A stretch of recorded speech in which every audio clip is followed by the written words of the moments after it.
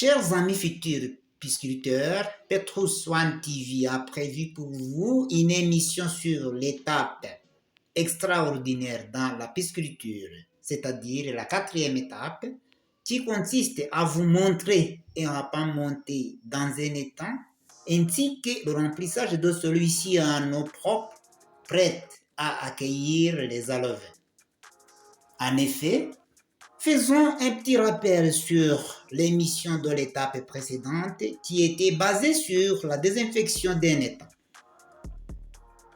Dans le même ordre d'idées, nous avons vu que la désinfection d'un étang et ce canal d'alimentation en eau propre oxygénée est d'une grande nécessité car le plus souvent le sort et l'eau du marais contiennent des microbes et autres micro-organismes nocifs à la santé des poissons.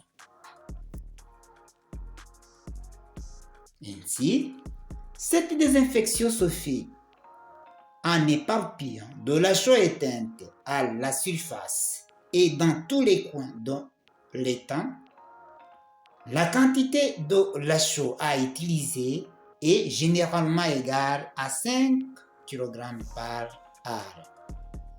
En effet, comme il a été signalé, l'étape qui suit la désinfection d'un étang est celle d'y monter le repas et le remplir d'eau propre prête à accueillir les alevins. Ainsi, cette vidéo vous montre le repas monté dans un étang. Vous voyez que l'étang et le repas contiennent l'eau. Celui-ci est propre, oxygéné et il possède la qualité d'accueillir les alevins.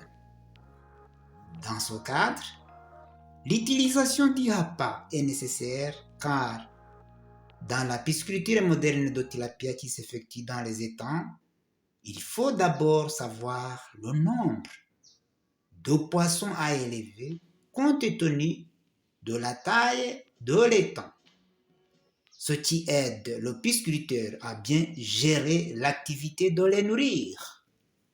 Ainsi, lorsque l'élevage proprement dit commence par l'alevinage, les alevins, compte tenu de leur petite taille et leur petit poids, successivement de 1 cm et 1 gramme, ils sont encore généralement moins forts.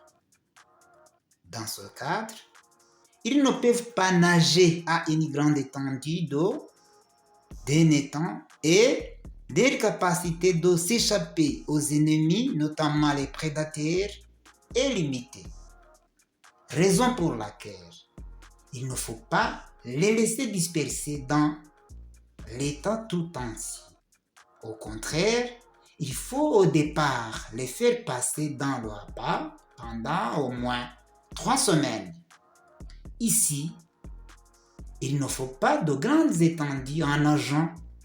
Ils sont suffisamment protégés contre les prédateurs et autres ennemis et ils sont facilement nourris par le pisciculteur lui-même. Ainsi, ils grandissent vite et après 21 jours, le pisciculteur les transfère vers les temps de prégrossissement.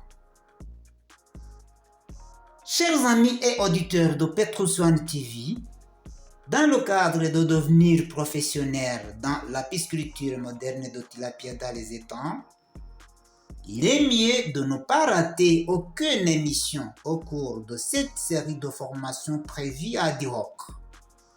Ainsi, vous êtes tous invités à suivre l'émission de l'étape suivante où vous verrez les chargements d'alevins dans les sacs en polyéthylène ainsi que leur transport venant de l'écloserie vers la ferme piscicole.